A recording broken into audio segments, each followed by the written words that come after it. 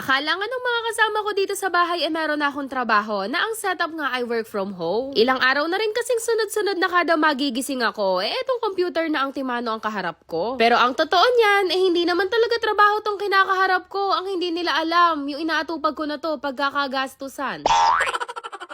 Malapit na kasi ang out of town trip namin ng Team Mengay at ito nga naibook pa namin nung March pa. At ngayon pa lang namin naatupagan kung ano yung mga paggagawin namin. Napaaga lang talaga ng booking dahil alam nyo na, hinabol namin yung naka-sale na piso fare.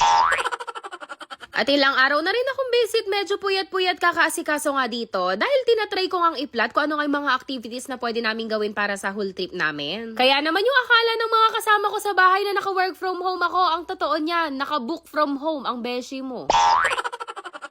Anyway, after naman ng inaasikaso ko na yon ay sa banyo na rin kaagad ang diretso ko para makapaligo na nga. Meron pa nga rin mga nagme-message sa akin at nagko-comment kung saan nga sila pwedeng makabili ng sabon na katulad ng ginagamit ko at maglalagay na lang ako ng link niyan dyan sa baba. Super recommended ko yung sabon na yan, lalong-lalo na sa mga pawisin na katulad ko dahil meron na nga yung kasamang tawas sa ingredient. 3 piraso na rin yung laman yan kada box kaya naman sulit na at pang matagalan na rin magagamit. Pagkatapos ko naman gumayak, nagpaalam lang din kami kalamami kung pwede nga kaming makihiram ng sasakyan dahil meron nga kaming pupuntahan sa Apali. Last time kasi, itinesting ko lang mag-my day ng pasabay nga para sa cheese bread ng Granny's at hindi ko naman ine-expect na marami nga ang mag-o-order. Mabuti na lang din at meron ng malapit na branch nito sa amin sa Pulilan kaya naman kahit papano hindi na kami mapapahaba pa ng biyahe. Habang pumipick up nga kami dito ng mga order na Spanish bread at mga cheese bread, bigla ko namang naalala nung mga panahon na nag-o-online selling ako. Sa mga hindi kasi nakakaalam, bago pa ako mapadpad sa mundo ng pag-vlog, yun talaga ang racket ko at yun ang nagtawid sa akin para makapag-aral nung high school. During pandemic days nga yun, kaya naman hindi ako kasama sa mga vlogger na may pandemic memory sa inyo dahil nung mga time na yun, puro pambubudol at online selling ang inaatupag ko.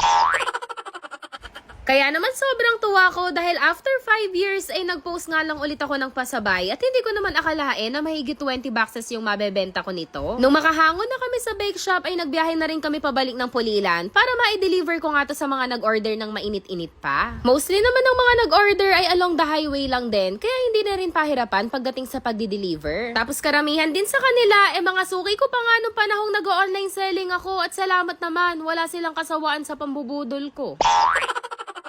Meron kaming mga pa-order na inuwi na lang din muna dito sa bahay dahil nasa trabaho pa nga yung mga nagsipagpasabay at mamaya na lang daw nila dadaanan sa amin. After naming makapag-deliver ay kumain na rin kami ng pananghalian at pagkatapos nga namin kumain hinarap ko na tong gabundok naming labahin. Saktong-sakto dahil ngayon ko na rin talaga balak palitan yung hose nga nitong washing machine at bumili nga ako ng mas mahaba para walang bitin sa pagpapatulo ng tubig. At yan yung sinasabi ko sa inyong gusto ko, di gulong yung mga gamit sa bahay dahil alam nyo naman, hindi sila naipapakali sa isang lalagyan. Nung maikabit ko na yung panibagong hose, pinaghiwalay ko na rin yung puti sa decolor para makapagsalang na nga ako ng labahin. At sa palagay ko nga, dito ko na lang din muna tatapusin tong video dahil nakita nyo naman gaano kataas ang labahin ko. Aabutin na ng hating gabi dito, ang beshi mo. Babay na muna at salamat sa mga nanood! Meron pa nga akong gustong i-share sa inyo pero paalala lang na libangan lang ito at para lang din sa mga may extra. Dahil medyo malaki rin tong nakuha ko ay mamimili ako ng mga swerteng mabibigyan at mag-comment ka lang dyan sa baba tapos i-share mo tong video.